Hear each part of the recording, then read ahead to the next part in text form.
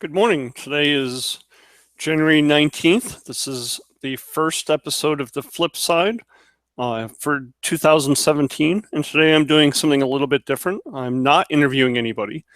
Today I want to take people through what an ABLE account is, how they can find out if their state has an ABLE account, and how an ABLE account can play a role, certainly not the only role, but can play a role in your financial plan. The theme for January with Main Street, we want people to really focus this month on getting in the mindset of planning and carry that mindset through the year.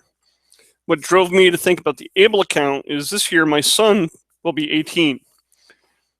And for many of you that, like me, have a child with a disability, you understand 18 becomes kind of a pivotal age with regards to Social Security. At 18, he will become eligible for SSI on his own right. And I have to make sure that he does not have more than $2,000 of assets to his name. To do that, I had opened an UTMA a long time ago, a few years ago, maybe not that long ago, because I wasn't sure. I thought maybe he'd be able to use the money, and thankfully the ABLE account came about. So what I'm in the process of doing now is I'm cashing out his UTMA, I'm moving the money into an ABLE account in Virginia. And I've got to tell you, it was very, very simple. So without further ado, I'm going to walk you through just a little bit of the ABLE account. I'm sharing my screen. The intent really is to help people understand what is out there and that they don't necessarily need to work with a financial advisor to set an ABLE account up, although they can certainly work with a financial advisor in terms of how to use the ABLE account, where they should invest it, etc. So the first thing I want to talk about is the ABLE National Resource Center. The website is ablenrc.org, or Google ABLE National Resource Center, and then you can go and look at states. So if you're not sure if your state has an ABLE program, this map will tell you any state in blue currently has an ABLE account. The catch is Florida, although it has an ABLE account, does not let anybody from outside of Florida open the account. Everybody else will let you use the ABLE account for that state. It also gives you a tool to compare state programs. So, for example, I'm using Virginia. But let's say I wanted to know, what about Tennessee and Ohio? So right here, just looking at right off the top, you see all three offer enrollment to out-of-state residents. Virginia and Ohio will offer a $2,000 deduction per contributor. So if you're a married couple and you're contributing for your child, then each of you can take a $2,000 tax deduction. If your grandparents or a friend wants to put it in, they can contribute. It tells you who can open it, tells you what the minimums are, tells you what the annual fee is. And I've got to tell you, with regards to investment accounts, this right here, $3, $25, that's not terribly expensive when you take into account what you'd be paying for an investment account. Investment accounts can be much more expensive, and it gives you, their minimums, right? So if we say 3.25 times 12, $39 a year, which will be waived if I have a balance of $10,000. The maximum you contribute is $14,000. The minimum contribution, in this case, there's no minimum required for Tennessee and Virginia, but Ohio requires $1. I'm not going to read the whole thing, but the point is, I think you get the idea. So when it comes down to, well, which one should I use? I don't know what I want, etc. This is a great tool for that. I can tell you, I know Ohio says it's the only program offering a debit card. That's not true. I think this needs to be updated. When I opened my son's Able account, they mailed me a debit card, and you can see that right here. So yes, I do have a debit card for him. Because my son is 17 right now, I am the account. I'm on the account, but he is going to be the owner at age 18. Able accounts, you have to be the owner, and the beneficiary has to be the adult unless there's a guardian appointed. As you can see on the website, there's all kinds of resources here. Again, I don't intend to take you through this and read everything to you. I just want you to understand there are tools out there for Able accounts, and you don't have to rely on somebody like myself to teach you. You can certainly reach out to us, ask questions. I'm more than happy to talk with somebody, but don't think you have to. That's the biggest thing I want to say is don't feel like you have to use a financial planner to manage the account. And then it even gives you a link. For example, I'm going to take you to Virginia's website. This is the only one I've used. I found it very user-friendly. To me, even being a financial planner, I felt this was a very user-friendly tool. So you click on Open Account, and you fill in the account information. The eligible individual is going to be the individual with a disability. Qualified disabilities mean a diagnosis before the age of 20. Before the age of 26. That doesn't mean you have to be under the age of 26. It means, let's say you were 24, got into a car accident, and now you're paralyzed from the waist down. That is a qualifying disability. It occurred before you're the age. It occurred before the age of 26.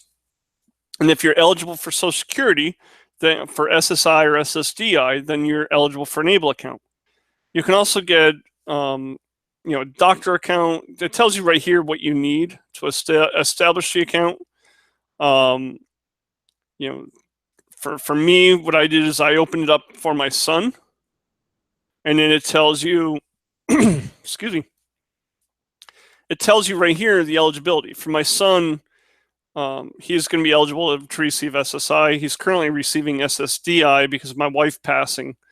And so for you, it's going to be whatever is appropriate for you. It even breaks down type of disability. There's quite a bit. It talks about the different disabilities in here. And again, I just found this to be a very, very easy tool to open the account. I think it took me about 15 minutes, and most of that was because I don't necessarily know my son's Social Security number off the top of my head. It's not something I use very often. But then I linked a couple bank accounts. Just like any bank account you link, they're gonna wait for you to type in the value. So when you typically what happens when you link a bank account to something, in this case, the Virginia Able is going to make a deposit of less than $1 into your account. As soon as you see the deposit, you come back, you verify the deposit with Able, and voila, your account is linked. And now you can move money back and forth as you want to. Again, you're limited to a contribution. Right now, you're limited to a maximum contribution of $14,000 per year with a account balance maximum of $100,000 before your benefits are suspended, not canceled. So that's everything I wanted to talk about with how to set up an Able account. The way I see this and the way I'm counseling my clients is this does not and should not replace a special needs trust. What it should do is it should be used in conjunction with a special needs trust. So if you have an individual with a disability who's working, this gives them a great opportunity to save some of their money into a non-retirement account. It also gives a great place for them to take additional money for housing expenses, because right now, if you use money from any other source and you apply it towards housing, it can affect your Social Security benefits. So what you may want to consider is keep some of that money in a cash account, in a savings account or whatever, and then invest some of it for longer term. The right mixture is going to be up to the individual and what they want to use the money for. If you think, for example, my son is going to be in school till 21. He turns 18 this year, so I have at least 4 years. So let's say I want to take him on a trip for his 25th birthday. That's, call it 7 years out.